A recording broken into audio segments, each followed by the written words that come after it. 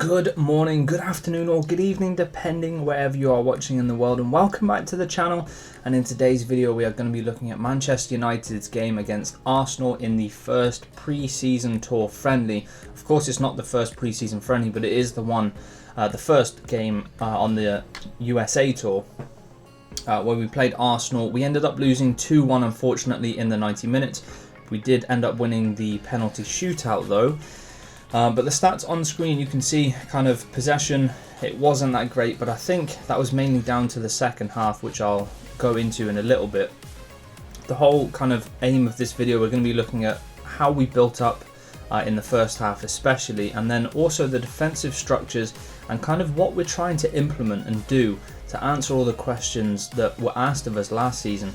In terms of defensively, we were arguably one of the worst teams in the Premier League last year. So we're going to be looking at kind of how Ten Hag is trying to set that up. But before we jump into that, I just want to say an absolutely massive thank you to everybody who is now subscribed to the channel, who has interacted with all the videos, because not even a week ago I think I was on close to 50-ish subs. I think I was on a little bit less, but now I'm currently on 102. I went to bed last night, I think I was on 98, and now I'm on 102. So I just want to say a huge thank you to everybody who's interacted with the videos, whether it be liking, even watching, commenting, subscribing, and even sharing. I have seen a few people do that too, and I just want to say from the bottom of my heart, it's been amazing to see, and I just want to thank every single one of you for the support, and I hope I can carry on and continue in that vein of form and bring out videos that are just as entertaining and informative when it comes to Manchester United. With that out of the way, let's jump into the starting 11 then. We ended up with Andre Onana in goal, Wan-Bissaka at right back, Harry Amas at left back, who was very impressive, and I'll go into that in a little bit. Harry Maguire and Lenny Yoro as the two centre halves. Unfortunately, Yoro did end up going off injured, but thankfully he looks to be back in training, so I think it was more of a knock and a precautionary kind of substitution, taking him off rather than letting him go back out there, which I think was the right thing to do. And I'm hoping it's the same for Højlund as well, who also was injured, I think, within the first 15 minutes. So hopefully they can both come back really quickly, because they are pivotal to how Ten Hag is looking to play, especially building out from the back. So moving on to the midfield, we have Casemiro and Collier again as the two double pivots. We had Mason Mount as number 10, Rashford this time out on the left, and Ahmad carrying and keeping his position on this right hand side with Rasmus up front. With in terms of kind of the team, especially for the first half, I'm going to be looking at mainly the first half, because the second half we ended up playing like a number 10 in Scanlon at right back, which is where the goal came from. We also, in the first half, we have Hannibal kind of playing up front when Rasmus came off, so we didn't have an out and out number 9. So there were lots of chopping and changing in terms of personnel and kind of how we had to defend with that personnel. But yeah, that's the starting 11. So what we're going to jump into now is kind of how we're trying to build up. I did cover this in the previous video, but just to carry on, and if anyone has missed that, make sure you go and check it out, because I go more in depth with how we're looking to build up rather than the defensive structure. But in terms of how we are and trying to build up, again, we're carrying on with this kind of back three, but with Andre Onana as the middle centre back. So Harry Maguire and Lenny Yoro split. They went fairly wide, and then Onana was in the middle, acting as that third centre half, which means we have an extra player forward. And in most cases that was kind of Collier. So you look at it now, Casemiro then dropped into the number 6 role. He was kind of the main pivot, whether we wanted to play through the middle or kind of play a really quick one to him and then play around the corner to the fullbacks. He was really important. And then Harry Amas and Wan-Bissaka kept the width on the flanks. The one thing with Harry Amas, I felt like as soon as we couldn't play through the middle and we went to Harry Amas, there was more of an opportunity, there was more of a chance, more of an attacking threat down this left hand side, where Amas could play a really quick, intricate 1-2 with Collier or Casemiro and kind of get out that way. Whereas when we went to the right back with Wan-Bissaka, it was a little bit more stagnant. The touches and passes were a little bit negative in that regard. He didn't really take many people on. It was always a safe pass either sideways or backwards. But when it came to Ahmad, he was very dynamic and able to kind of beat the press, whether it be dribbling or just a really quick pass. So we were able to build up on the left hand side a little bit better, and that also helped in Rasmus's goal. So with Rasmus, it came out on the left hand side. Rashford had dropped a little bit deeper actually. As you can see kind of on screen, he would tend a little bit to drop if Collier also went in into the number 6 role. Rashford then would then come inside and look for it to feet, which he did, and then played a really nice ball over the top into the kind of channel where he left and vacated, and it left Rasmus one-on-one with the defender. And he still had loads to do, but Rasmus, he made his mind up, he made the move, he burst past his player. And the one thing with Rasmus, if he gets in front of you, he's more than quick enough. He's super fast, and he's incredibly strong. He kept in front of his defender, even though he took a little bit of a kick and it kind of influenced his balance. He almost went over.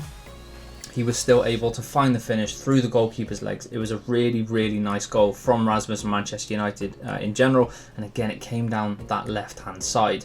With Collier, even though he's a number 8/6 hybrid, he was able to kind of do whatever he needed to, whether that be kind of drift out into the left channel, if you want to think of Toni Kroos in the Euros or Frankie de Jong at Ajax or even Barcelona. He would drift out to this kind of left-hand channel and then be able to progress the play through his dribbling. Now, I don't think that's Collier's strongest asset, although I think he can do it. I think that's where Kobbie Mainoo is going to really benefit from this role, whether he kind of drops in into a more central area and then Casemiro comes out and it's more of a 3-2. I think Kobbie would then be able to kind of dribble past more people and beat the press that way, because I still don't think we've got it down 100% on how to beat the press just passing wise. I think we're still looking for that kind of little bit of inspiration, whether it be from Amas down on this left hand side or a Collier dropping in. But that's kind of how we're looking to build up. Ahmad keeping the width on the right hand side, Mount kind of drifting into whatever space is necessary, and then Højlund attacking both channels and also being that outlet ball if we couldn't play through, because Arsenal defended in a 4-4-2 diamond and they had 2 centre halves, so they cut out pretty much the entire middle of the pitch. This is something Rosenborg also did. They defended in a 4-3-3, like a really narrow 4-3-3. And it kind of forced us out wide, and I think that's where we really struggle, especially with Wan-Bissaka not being as progressive as a Dalot perhaps, or even a Mazraoui that we're linked to at the moment and it's very close to being done. But yeah, I think it's definitely something that we need to be aware of, because if we're pushed out wide, then we do need kind of second and third phases as to how to get out of that. Otherwise, we're going to be stuck in this forever motion where we play it out to the fullback and it comes back to the centre half, and then we end up just going long. So that's something that we definitely need to look at. But in terms of defensive then, the main kind of bulk of this video, we're going to be looking at, and it was actually really interesting. So we looked at kind of pressing in this 4-2-4 shape, and as you can see, Mount is a little bit more reserved in the middle, and I'll go into why. And then Collier was also pressed up a little bit. So even though we were playing Harry Maguire, and when Lenny Yoro went off, I think it was Reece Bennett that came on, again not the quickest player. So when we do have our main starters in Yoro and Martinez, as long as they can stay fit, we're able to kind of press really high because they're both quick. Well, they're quick enough to make recovery runs, and if we go for somebody like De Ligt as well, he's also able to kind of make those recovery runs. He's not slow. I don't really understand the comparison to Harry Maguire in terms of speed. He's much quicker than Maguire. Of course, he's not as quick as somebody like Lenny Yoro, but he's definitely not slow and can 100% play this high line, which Maguire actually did relatively well. So whenever the ball was played out, Maguire would push in to a Gabriel Jesus and not allow him to turn. And I don't mind that, because if Maguire does get turned, make the foul, pull them down, do whatever you need to do. Do not let them attack that kind of space that you're leaving, which I actually think is going to benefit us more, because if we can't initially win the ball really high up, make the foul, reset, get into our mid block, if that is something that we are definitely committing to and something that Ten Hag wants, and then we can kind of defend from there. But yeah, it was this essentially a flat 4 up front with Rashford on the left, Diallo, Mount and Højlund, but it was very, very flexible. Now, the next one that we're going to be looking at is how we kind of lined up against Arsenal. So as you can see, they were in a 4-3-3 shape with, it was very flexible, whether it be a 4-2-3-1 or just an out-and-out 4-3-3. The wingers held their width and then did come a little bit narrower to kind of help in this build-up play. But yeah, this is kind of how we're looking. So it's pretty much 4-on-4 when you think about just us having a flat 4, and this is why Mount is a little bit more reserved, so he can essentially press the centre half if it does go there, but he also covers Jorginho, the central defensive midfielder. And if you think about like a Man City, this is also how they play. They have Rodri in this singular pivot, and then they have more advanced players like KDB, Phil Foden, Bernardo Silva, anybody who kind of plays in this middle. It tends to be Rodri as the singular pivot. So this kind of cuts out everything, and although we're super high up the pitch, what we're going to cut to now is just the next one and how Arsenal tried manipulating this, and something that we didn't do all that well in dealing with, especially in the second half. We really struggled with this, but you can kind of see, so the right and left winger, they wanted to push our fullbacks back as far as possible, which then in turn gave Gabriel Jesus a little bit more time, and he would also push back the centre halves, and then Odegaard would just kind of drift into whatever space is available to him. He's a very intelligent player and is also incredibly technical, so it's really hard to kind of shut him down and keep him marked. Jorginho then would drop in, asking for the ball, and kind of it would be this almost 3-2 or 2-3, however you want to look at it, build up. And the other central midfielder, I'm forgetting his name, is it Wanyeri or something along those lines, would also just kind of peel off and expose the middle of the pitch, which was of course the weakest area for us. So yeah, with that, this is kind of how it ended up looking like, with all the players pushed up. Now last season, what we kind of struggled with, you can kind of see now. So just behind Rashford, the right back, which was Ben White, and then the left back, which was Zinchenko, there's so much space for them, which is something we really struggled with last season as well. We defended more in a, we did defend in a 4-4-2, but it was more of a 4-4-1-1 and more sitting back, not as kind of high up the pitch, which then led to, let's say the goalkeeper had the ball and Mount would then press, or Højlund would then press, it would be a very simple ball from the goalkeeper to the left back, and the amount of space that's there, we really struggled with. And also in this setup, actually what happened was the left hand side centre back got it, you play it to the youngster in the midfield next to Casemiro being late on the press. It was just a really simple kind of bypass Diallo, get out to the left hand side, and then they were on the attack. And then it's also Gabriel Jesus would come across, Odegaard would come across, and they would overload this left hand side for them, and it would leave Wan-Bissaka, Yoro or Reece Bennett kind of 3-on-2 or 4-on-3. It would always be an advantage to them. So it was something that we struggled with a little bit, but then what happened was Diallo would then drop in a little bit more, Rashford would also drop in a little bit more, so those passes through kind of midfield were not there. And also if they wanted to play the ball to the fullbacks, they had to be inch perfect, because it was very likely that Rashford or Diallo would already be there by the time the ball would get to them, and then it would have to be like a negative pass back to the centre halves, and we could kind of push them back that way. So we did deal with it a little bit better, but once we're kind of in this position, it was very fluid. So we did defend in a 4-2-4, but then also there were shades of 4-2-3-1 or 4-4-1-1, however you want to look at it, but then also a 4-3-3, which I was really impressed with. So if you think and look on screen now, basically all that would happen is Mount would essentially drop a little bit, Collier would push up, and then Casemiro would go into the single pivot like he was in the build-up phase, and it would be a 4-3-3, and that would allow Diallo to kind of push out a little bit, Rashford to push out, and nullify the wide threats that their fullbacks offered, and then Rasmus essentially would sit in front of Jorginho, and then once there was a negative pass or just a really bad touch, that's when we triggered our press, and kind of Rasmus would make this curved run and kind of cut the pitch in half, which is what you're told to do and taught to do. So we did have a couple of phases of kind of defensive structures, which was pretty good, to be fair. And we're just going to quickly look at this. So again, this is kind of what I was saying. In terms of how flexible we were, we did defend in a 4-2-3-1, a 4-4-2-4, and also a 4-3-3. It just kind of depended on where we were with the structures. And as I was saying before, so the left centre half now has the ball, and Diallo and Casemiro are much, much closer to this left central midfielder for Arsenal.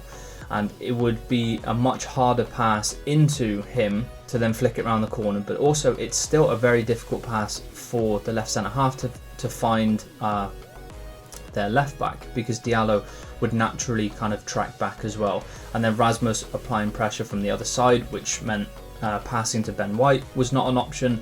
And a couple of times we did force him to go long and swept up the long ball attempt, and we were kind of able to build up like that. So in terms of defensive kind of structure and how we're looking at defending these types of things, it's much, much better.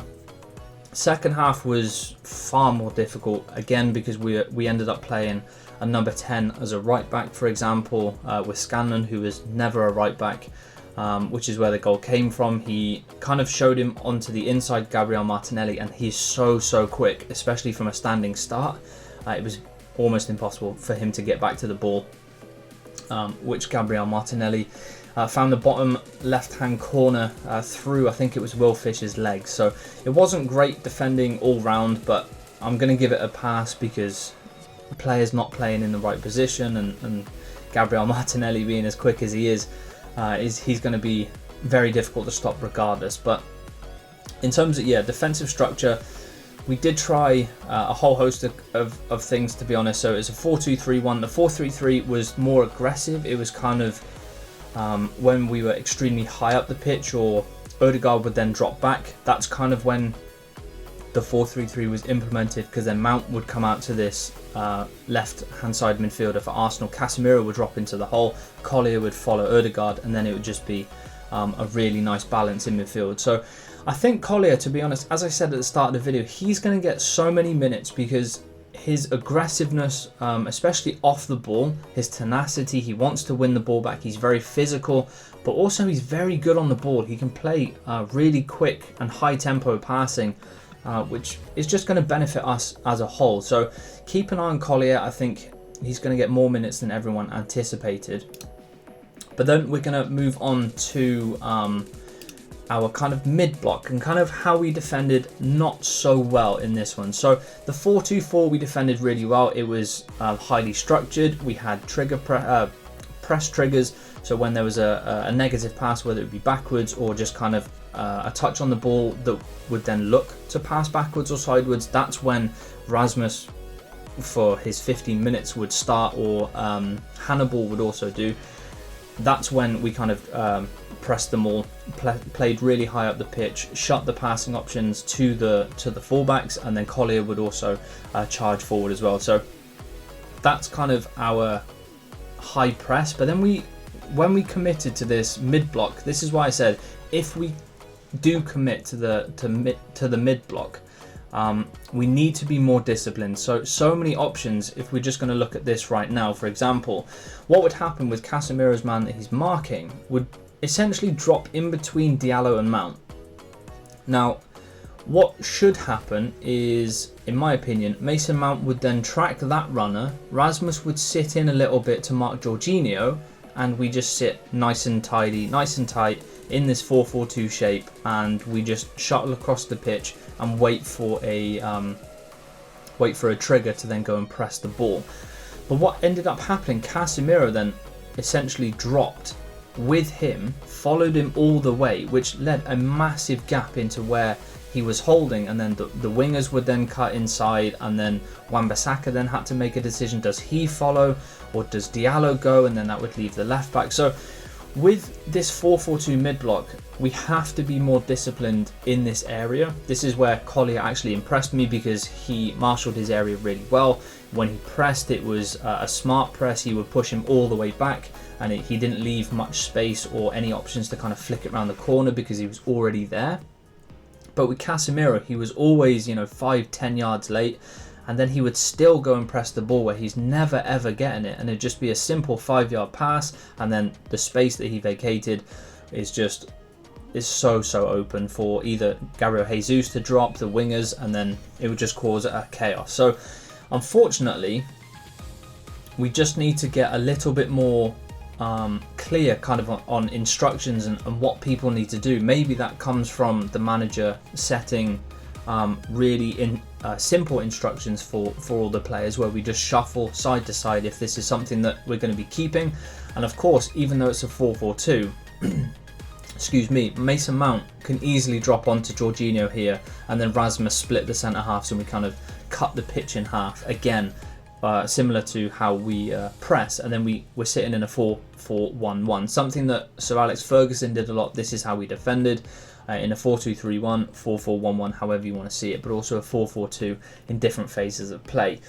But in my opinion, with the final kind of picture on screen, this is how we need to defend. So as you can see, the man that Casemiro is marking would then drop in between Mount and Diallo. Casemiro would then just slide across slightly, Collier would slide across, Rashford would then mark Ødegaard, and of course he would leave the right back. But that's something that you have to weigh up.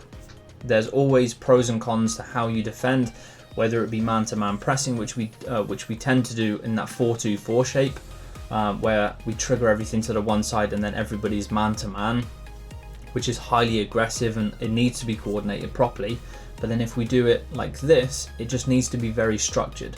And if the ball is played out, for example, let's say to Zinchenko on this left-hand side, Diallo would then come to Zinchenko, Casemiro would slide across slightly. If his man does drop, then that's Mount's responsibility. Højlund then drops in, Collier, Rashford, as I said, all slide across. And then if the ball goes out to Ben White, all you do is just slide across the other way. So Rashford would go out to him, Collier would step across Casemiro, Diallo, etc, etc. So I think in terms of defensive structures, we are definitely looking to press in a much more aggressive high system, which I like. It's something that is going to need some work, which again, this is what preseason is for. And it did show some promise. We pressed really, really nicely with Rasmus. I think it was a lot easier for us to press with Rasmus because he's a natural kind of pressing forward, where he likes to run channels on offense, but also he shuts down the pitch defensively and cuts it in half really, really well, and works well with other people as well. And I think with Bruno instead of Mason Mount, for example, we're going to have even more high intensity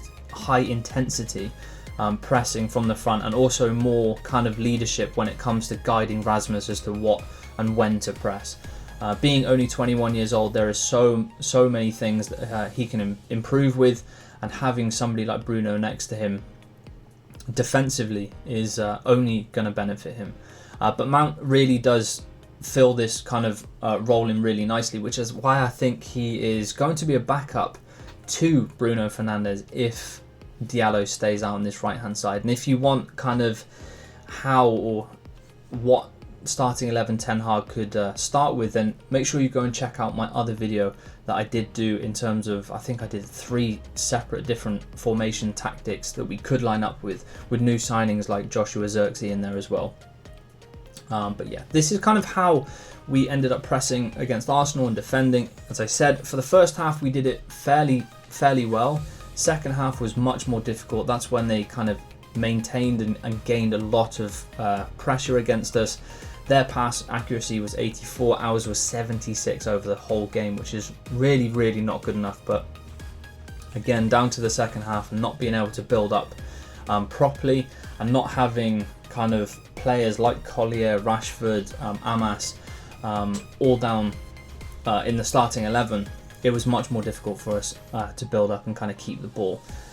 So I wouldn't necessarily worry too much about the possession stats or pass accuracy, because it's sharpness. We're going to get better as the preseason tour goes along. But yeah, this is actually going to be the end of the video. I hope you have enjoyed this video. I hope it gave some insight into what Ten Hag is trying to do with Manchester United. I should be watching the next game as well, although it's at 3 o'clock in the morning for us, and I think I start work at 4 that day, 4 a.m. So it's going to be really difficult for me to watch the game, but I should be able to watch an entire replay of it. So I should get the next video out shortly after that, if we do of course try anything different or new signings or however Ten Hag wants to play. But yeah, it's going to be the end of the video. I really hope you've enjoyed it. If you have, make sure you subscribe to the channel, and also hit that notification bell, because it notifies you as soon as I release new content, which I'm going to be doing fairly soon as well, on different types of games. I do have an Arc Let's Play which I'll be carrying on, and also I might be going back to Apex or even EAFC 24. So make sure you hit that notification bell to get notified.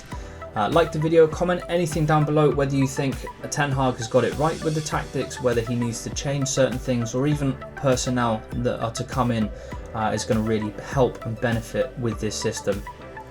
That would be awesome to read. I read and reply to all comments in the comment section. So yeah, thank you very much for watching, guys. I hope you have an awesome rest of your day, and I shall catch you in the next one. Bye bye.